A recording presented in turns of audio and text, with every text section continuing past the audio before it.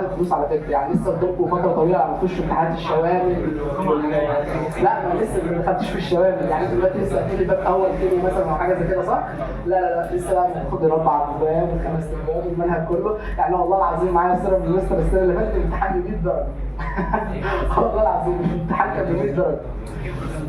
انا كنت كاتب 93 تقريبا الحمد لله يعني، بس هو امتحان مش صعب، هو الفكره بس ان المستر ساعتها هيكون بيعتمد على انكم بتحلوا كتير وكده والسرعه بتاعتك، مش امتحان صعب قوي مش تعجيز، هو هيعتمد ساعتها على السرعه، بس لما تخش في المعمعه دي ما تركزش مع ورقات الدروس، يعني انت انا والله العظيم كان في امتحانات انت دلوقتي تقول لي طب ما انت مقفل، انا ناقص درجتين فيزياء مثلا، انا لحد الاخر كنت بنقص 7 درجات في امتحانات شامل عادي جدا، فهي مش مقياس انت بتعمل بيها ايه؟ بتشوف نفسك فين، يعني معلش لما انت تكون داخل امتحان شامل مثلا على 4 ابواب فيزياء مثلا تلاقي نفسك ناقص فيه 20 درجه، هل انت كده كويس؟ لا محتاج تتحسن، لكن مثلا انا بقول لك اهو مثلا كنت بنقص في رينج من 7 ل 8 درجات والمستر يشهد والدرجات كلها موجوده تمام؟ هل ده مقياس في الاخر؟ الحمد لله بكرم ربنا وفضل ربنا دخلت ناقص درجتين في الفيزياء عادي جدا، هي مش مقياس لكن هي بتدرب فيها، فما تحطش دماغك معاها قوي، ما تذاكرلهاش، انا بقول لك ما تذاكرلهاش صدمه صح؟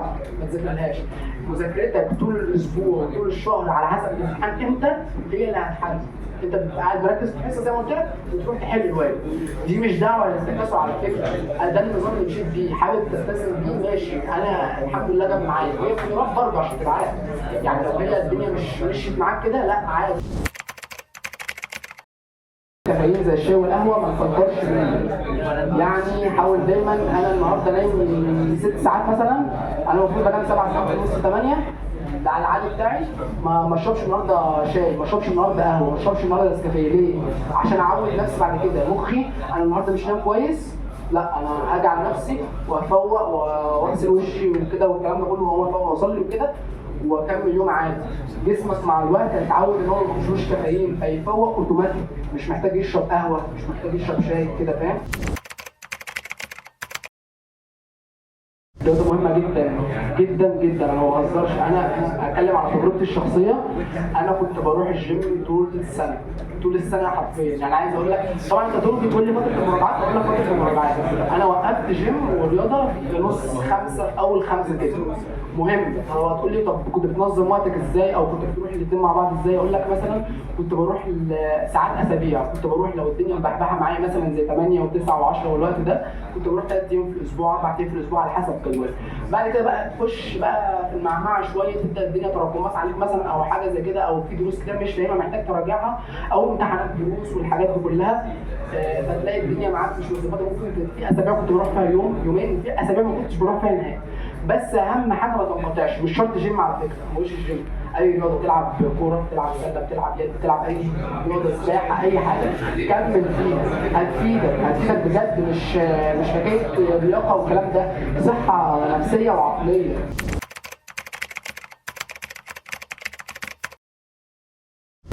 برضه هتسال لو في حد مثلا ما كانش شاطر ولو ثانيه وجاي حاجه مش هتفتح عادي جدا عادي، بص عشان اكون صريح معاك هتتعب شويه في حته انك ما كنتش مذاكر قبل كده، اللي يقول لك منهج اولى وثانيه بعيد عن ثالثه خالص، لا في حاجات هتساعدك، الفيزياء الكيمياء الحاجات دي طبعا المستر معاكم هنا عارفكم طبعا الرموز بتاعت الكيمياء والحاجات دي كلها. اقول لك انا في اولى وثانيه كنت بذاكر بالليل، كنت بحل الرياضه دي انا بقول لك ناقص درجتين ونص في ثانيه كنت بحلها بعد 12، ده غلط، هي كانت بتظبط معايا بس ده غلط، اليوم فجور في الليل، يعني من الساعه 11 ل 10 ونص تبدا تنام لو عرفت، وطبعا لازم تصحى تصلي الفجر، بس مش شرط تصحى تصلي الفجر وتذاكر، ممكن مثلا اتاخرت في النوم النهارده مزنوق في المذاكره عندك درس بكره الصبح، سهرت مثلا ل 12 واحده تصحى تصلي الفجر وتنام تاني وتصحى على ميعاد الدرس عادي جدا، احنا كان عندنا الفيزياء السنه اللي فاتت مع مستر وليد هنا الساعه 8 الصبح، كنت بصحى انام بالليل مثلا الساعه 11 12 واصحى اصلي الفجر وانام تاني واصحى على ميعاد الدرس عادي جدا. بس عشان الناس تبقى فاهمه الدنيا ماشيه ازاي يعني.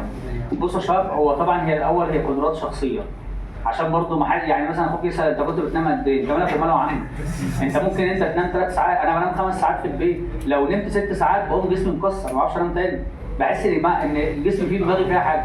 هو انا متعود على كده. هو لو نام 5 ساعات حلوين، لو نمت اكتر من 5 ساعات بقوم حاسس انا عايز انام. جسمي بقى مكسر جامد يعني. هو ال5 ساعات بقوم فايق، هو بينام 8. هو برضه بيتحرك يمكن في الدروس بيبذل مجهود اكتر مني، هو بيروح جيم انا ما بروحش. هو ليه وضعه في حياته وانت ليك وضعك في حياتك، فما تقارنش نفسك في الحته دي. بس هو النوم مهم، امال ايه؟ يا شباب بص، عربيه ماشيه واحد جاب البنزين اللي فيها على باب الشارع وماشي من غير بنزين مش عارف يمشي. النوم والاكل مهمين. يعني واحد يقول لك ايه انا مطبق السنه دي، يا فالح انت هتطبق السبت هتنام 2 و3 و4 وخميس. انت اهبل حد يطبق في يوم؟ ما انت اللي انت بتطبقه ده هيجي عليك بوبال 3 4 ايام ورا بعض، هتخرب الدنيا. يا شباب النوم مهم وفي نفس الوقت، بس النوم زياده عن اللازم هيجيب نوم. هتلاقيك قايم مش عارف تفتح عينيك عايز تنام تاني. لان جسمك بيكسل، فالنوم بيخرب الدنيا. فانت ما تقارنش نفسك بطالب صاحبك، واحد بينام 3 4 ساعات بيذاكر بياخد درسين، كل واحد وليه مخه شويه. انت الهدف بس بالنسبه لك انت تعرف تركز على ايه والحاجات دي. انت عندك 10 شهور بتجري فيهم زي القطر، مفيش حد بيقف، اللي هيكسل هياخد فوق دماغه. وهو ربنا سترها مع اخوك اهو ودخل طب الحمد لله حقق حلمه. صدرها معاه، هي كانت كده قدر ربنا سبحانه وتعالى. قاعد في بيتهم كان خايف يخش وكان بيقول لي بيقول انا مش عارف انا اخش ايه. قلت له بس ادعي ربنا وربنا يسهلها ان شاء الله. جات له درجتين من السماء دخل بيهم طب بشري. لو ما كانوش جم الدرجتين دول ما كانش هيخش. جاء وايه وهو بيصححوا امتحانات هبل كده راحوا مديله درجتين. جوله منين؟ عشان بيصلي بس. وهو ده بعد الامتحانات ما خلصت واتصححت والدرجات نزلت وكله عرف درجاته.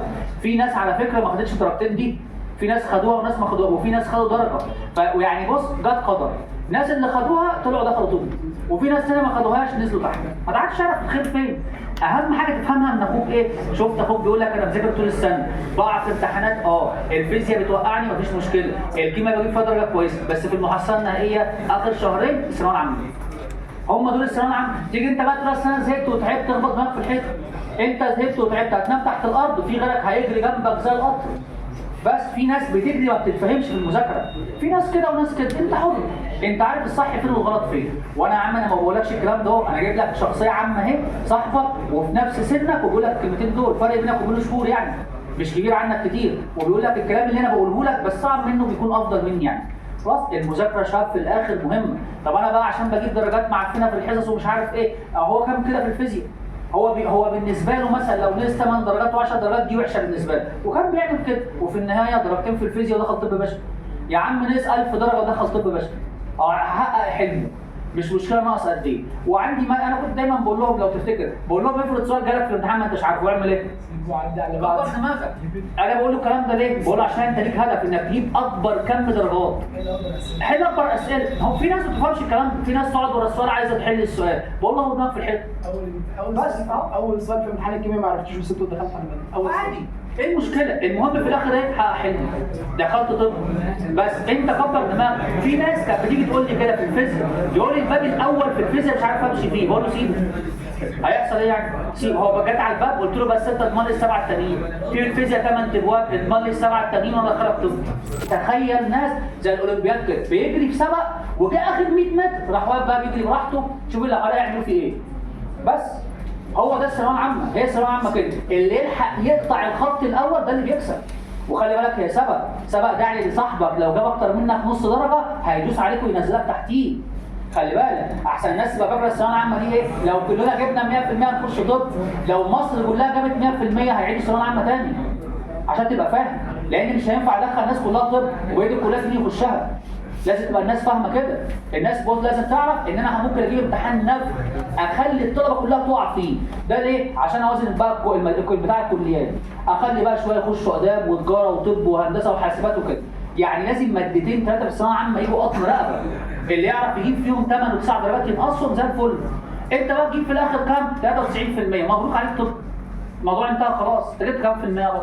94 بس خد بالك السنه اللي فاتت كان طب واخد من 92. الغش فرق جامد السنه. ايوه الغش فرق، عشان عارف الطلبه بتغش من بعض. التنسيق علم. اللي جاب السنه اللي فاتت 92 و2 من 10 و3 من 10 دخل طب شبيه. اللي جاب السنه دي 92 ما دخلش حاجه. دخل بقى تحت بقى صيدله والحاجات دي، وطبعا صيدله اصعب بكتير من طب بشري عشان تبقى الناس فاهمه. خلاص صيدله مليانه كيمياء وجع قلب يعني، طب هو مليانه احياء بس هي الواحد بيدرس فيها شويه. صيدله ماده كلها غم يعني. فده طبعا عمل ايه؟ اولا ما حققش حلمه كان نفسه في طب. ثانيا دخل كليه هو يطلع عينه فيها. وفي ناس طبعا نزلت للاسف تحت كمان. يعني السنه اللي قبلها اللي جاب 89 كان بيخش صداره، السنه دي 89 ما دخلش مرحله اولى اصلا. 89 ده يعني شوف فرق السنين، وانت الله اعلم بالسنه بتاعتك. وعلى فكره الغش منه بيزيد ووسائل الغش بتزيد، ده بيرفع التنسيق. يعني ممكن طالب السنه اللي جايه دي لا قدر الله يجيب 94 لكن ما حدش حد. ليه؟ التنسيق شد على فوق تاني. يعني انت عشان تبقى فاهم الموضوع مش ان انت تجيب 94 ولا 95، الموضوع انك ترتب على الجمهوريه، انك تطلع فوق في الاول في الناس اللي فوق، وبعد كده التنسيق يجي لك ازاي؟ يجي لك زي ما يجي. طب انا يا عم مستوى ما بيجيبش الكلام ده، يا عم اعمل اللي عليك، اعمل اللي عليك يا عم. ذاكر زي ما اخوك بيقول لك كده، اللي بيفهم يا شباب وعنده عقل يسمع الكلام ده اخوك قاله ده. اهو قال لك اهو، وانا باكد ان انا اضطريت اجيب لاخوك النهارده وخليفه، فهو لما قال لي انا برحب جدا، لان برضه فرق السن بيفرق. انا مهما كان عارف زي ابوك في البيت، والله لو قاعد ينصحك 100 سنه اللي في دماغك هيفضل في دماغك. واحد صاحبك بكلمه بيغير حياتك كلها. للاسف الشديد، ليه؟ في نفس عمرك. انا مش عارف بقى طالب اخر السنه مثلا جاب مثلا 85%، زعلان ليه؟ واحد جاب 70%، انت زعلان ليه؟ هو انت يا ابني كنت بتشتغل عشان تزعل؟ فكر كده، انا لو بشتغل وازعل صح عندك حق، بالرغم ان ربنا سبحانه وتعالى ما بيعملش الكلام ده. يا ابني اننا لا نضيع اجر المحسنين. انت بدل خلاص تعبت ما تقلقش، انت هتخش الكليه اللي انت عايزها. بس في ناس ما بتتعبش اصلا، ولا يتعب شويه في الاخر يكسل. هتاخد يا ابني فوق دماغك، لازم تعرف ده قانون يا ابني، قانون بشري ملوش دعوه بدين ولا بجنس. ده قانون بشري، انت بتتعب، من ضمن التعب ده محافظتك على الصلاه، محافظتك على المذاكره، اهلك في البيت، علاقتك، كل دي دايره انت بتشتغل فيه. لو حاجه منها وقعت تنزل درجه لتحت، تنزل درجه. واهم حاجه فيهم طبعا رضا ربك، عشان ربنا سبحانه وتعالى بقول لك اخوك جاله درجتين وهو نايم في البيت تحت البطانيه، نايم في البيت جاله درجتين من الثانويه العامه كده دخلوه طب. الدرجتين دول لو ما كانوش جول ما كانش حقق حلمه. انت مش متخيل الكلام ده. يعني ده واحد اجتهد في حياته، دخل عمل اللي عليه، بعد ما عمل اللي عليه جاب مجموع، دخل الكليه ما دخلهاش، وهو نام كده لا بيتصل عليه خد يا ابني درجتين نخش يلا الكليه. ايوه قولي منين دول عشان كان مسافر. بس قال اللي احنا ما فاهمينه. يعني شوف انت مصاحب مين، وشوف انت بتعمل ايه في حياتك، ودراستك ماشيه ازاي، وبتصلي ولا لا، راضي ابوك وامك ولا لا، وبتعمل ايه. في الاخر جمع درجات على الحاسبه كده وتك يساوي، شوف يطلع لك كليه ايه. بس والموضوع بسيط وسهل. خلاص اخوك يا شباب اهو جاله درجتين ونايم في البيت، انت فاهم؟ انتوا مش فاهمين الكلام ده في ثانويه عامه.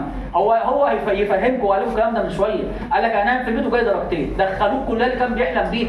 انا لو قلت لك والله بدون احراج ليه الشات اللي بيني وبينه، اساله انت قبل درجتين منه كنت بتقول ايه؟ قول له كلهم كان بيعت لي بيقول لي ادعي لي مش عارف اخش ايه، قلت له ما تقلقش. ولا كنت طول السنه يجي يقول لي الفيزياء اقول له حل يقول لي اصل انا قلت له ما كملش الجمله، اقعد حل اعمل اللي عليك. هو ربنا يا شباب ما بيضيعش حد، الثانويه ما فيهاش مذاكره، فيها حل. هو ده اللي بيجيب نتيجه. وده واحد تخيل كده قاعد قدام كوره، قاعدين نجيب له سبوره، قلنا له بص يا ابني الجون اهو، هتقف هنا وتقف هنا وتقف هنا وتقف هنا، يلا انزل العب. مش هيعرف يلعب، ده لازم اجيبه ادخله الملعب اقول له يلا شوط وريني بتتدرب ولا ما فيش، مش نظري. محدش يمسك كتاب ويقعد يقراه. القرايه دي مهمه في اول مره، بعد كده حل كتير لحد ما الامتحان يجي عليك. لو جيت قبل الامتحان بساعه وكسرت اعرف انك هتنزل شويه. ده ملخص الكلام، افهم الكلام ده يا شباب. دي الثانويه العامه، الثانويه العامه النظام الجديد كده، كل الثانويه العامه كده. زمان عارف كنت بقول عايز امسك كتاب واحفظ، وبالذات بتاع الازهر اقعد احفظ على قد ما تقدر، هتخش ما تقلقش هتجيب نتيجه.